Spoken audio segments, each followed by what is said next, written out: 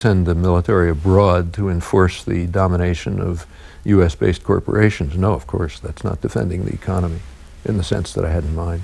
So I think I'm in agreement with your point, if I understand it. Got some more books, some of the 98 books you've published in your life. Here's Noam Chomsky, Pirates and Emperors, Old and New, International Terrorism in the Real World. New edition. What year was this originally put out? The first one, which was just Pirates and Emperors, was 1986, right in the middle of the Reagan-Bush War on Terror, as they called it. Remember that the War on Terror was redeclared on September 11th, not declared. The first one was 20 years earlier. And it was just reissued with new essays, bringing it up to date since 1986. Here's another one. Forward by Edward Said, Fateful Triangle, updated edition, the United States, Israel, and the Palestinians. Yeah, that was written in 1983, right after the Israeli invasion of Lebanon. And it was updated in 1999 with a number of essays and articles about the intervening period. Here's a little younger Noam Chomsky, Understanding Power, the Indispensable Chomsky. What year did this come out? That one I was really surprised at. I didn't know that that material existed.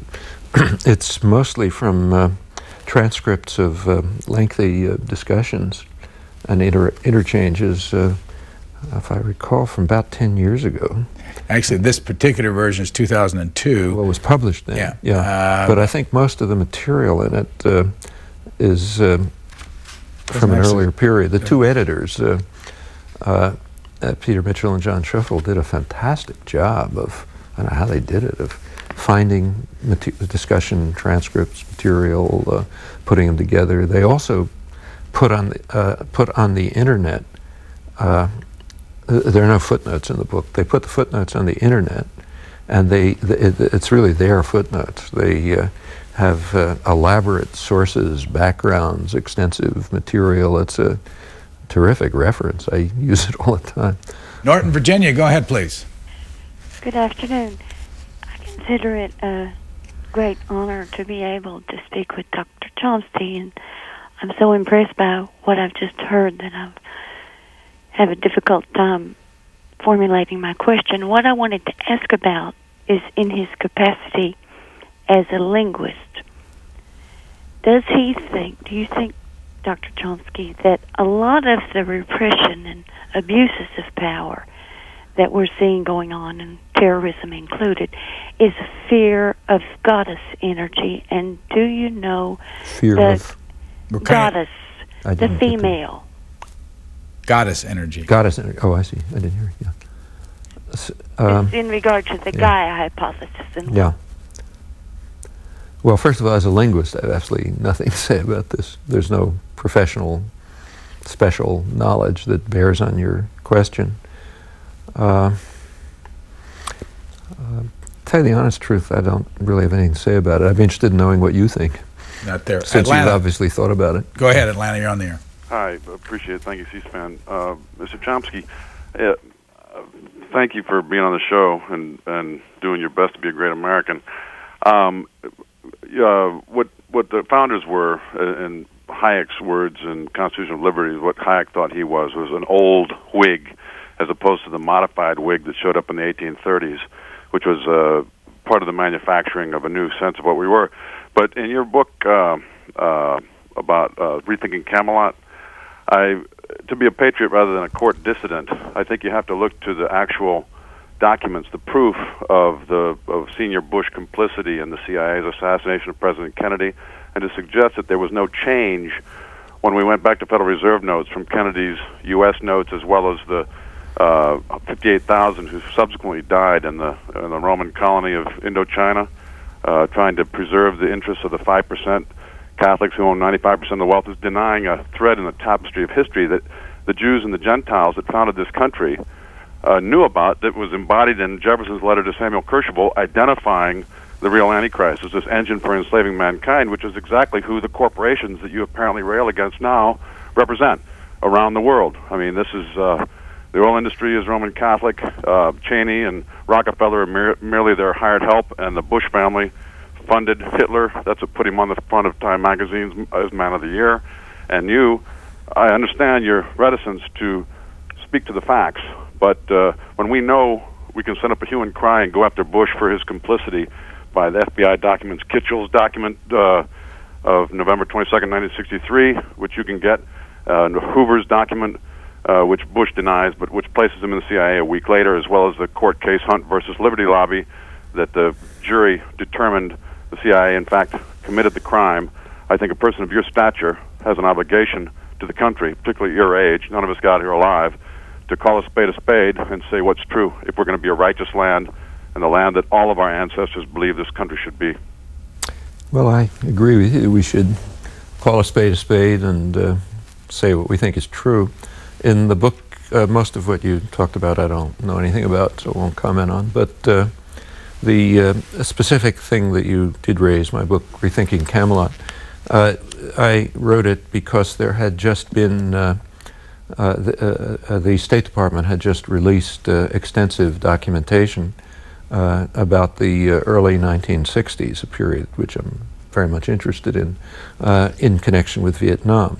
It supplemented the mass of information that was already available from the Pentagon Papers and many other sources.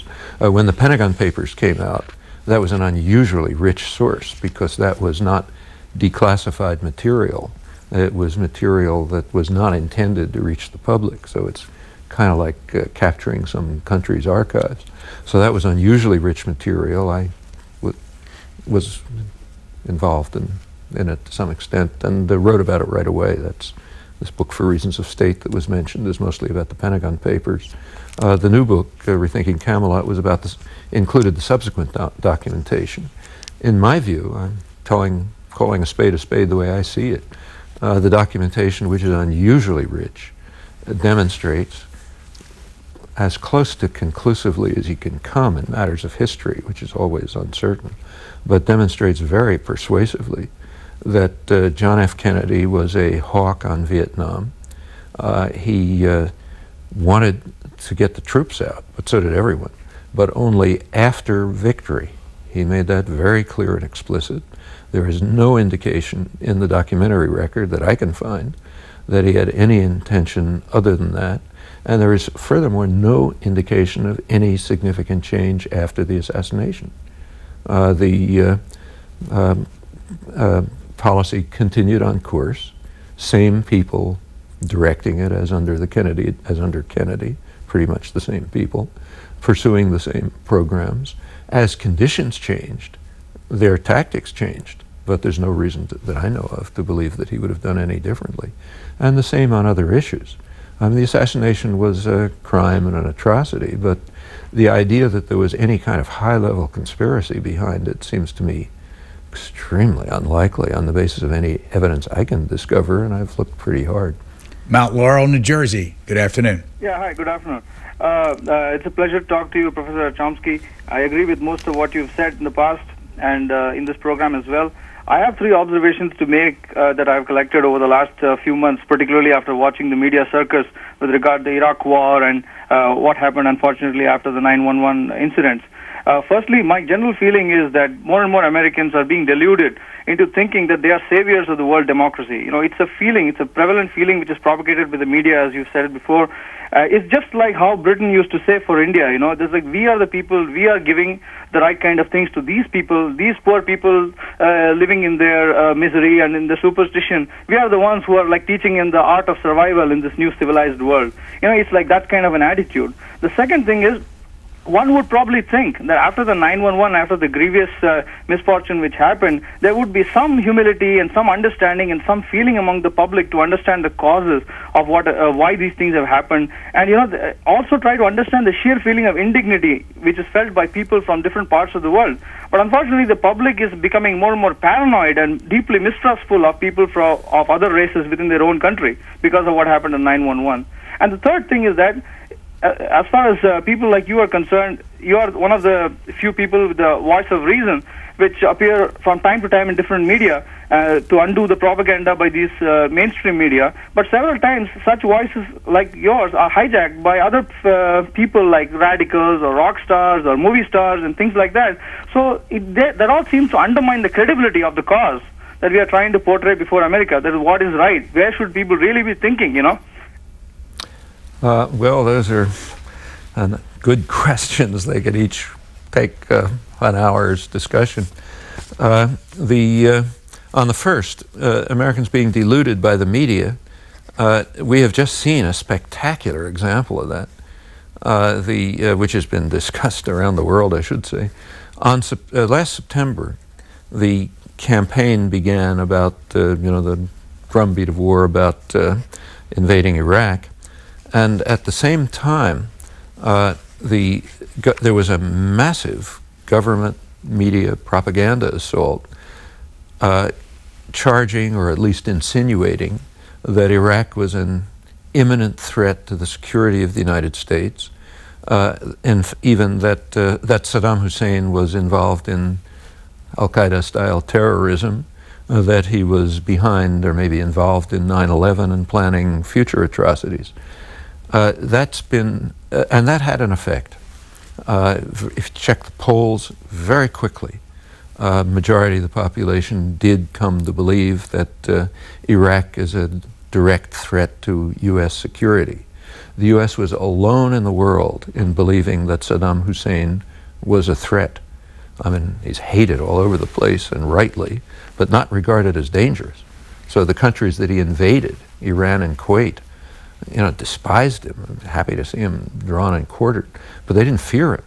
I mean, they knew perfectly well that Iraq was the weakest state in the region. It had been virtually disarmed. Its military expenditures were about a third of Kuwait's, which has 10% of its population. In fact, they had been moving to try to reintegrate Iraq into the general regional system, though they despised Saddam. It's only in the United States that people thought he was a threat to their security, and that was government media propaganda. The connection with terror was completely fabricated, and it was so effective that in Bush's Abraham Lincoln aircraft carrier speech, he was able to say without fear of ridicule that the victory in Iraq was a victory in the war on terror. It was quite the contrary.